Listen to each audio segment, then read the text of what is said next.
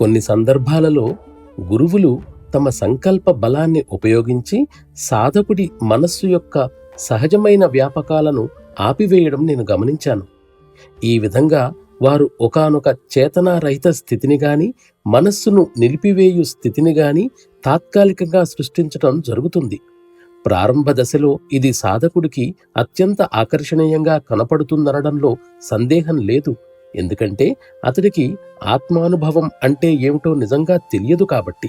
అంతేకాదు, గురువు ప్రదర్శించిన ఈ అసాధారణ శక్తి ప్రదర్శనకు ఎంతో ముగ్ధుడవుతాడు.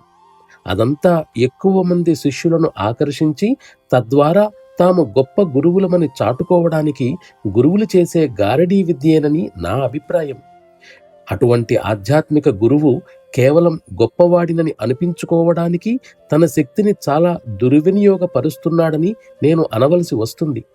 అంతకు మించి అతడికి మరే సదుద్దేశము ఉన్నట్లు నాకు తోచదు. ఇది ఆధ్యాత్మిక ప్రగతిని ఆకాంక్షించే సాధకునకు హానికరం. ఇది తప్పు పద్ధతి కూడా.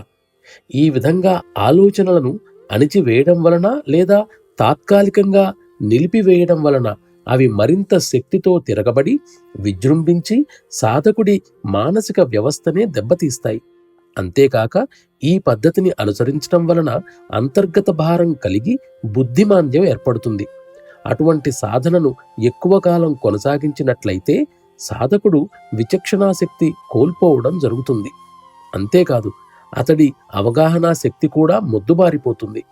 కాలక్రమంలో అతడు పూర్తిగా భ్రష్టుపట్టి నిజమైన ఆధ్యాత్మిక శిక్షణకు అనర్హుడవుతాడు. రోజు రోజుకు సాధకుడు తేలికతనాన్ని అనుభవించినట్లయితే తాను పొందుతున్న శిక్షణ సరియైనదనే నిర్ధారణకు రావాలి. మనస్సులోనూ ఆత్మలోనూ తేలికతనం నిరంతరంగా వృద్ధి చెందడమే ఆధ్యాత్మిక ప్రగతికి ఖచ్చితమైన పరీక్ష.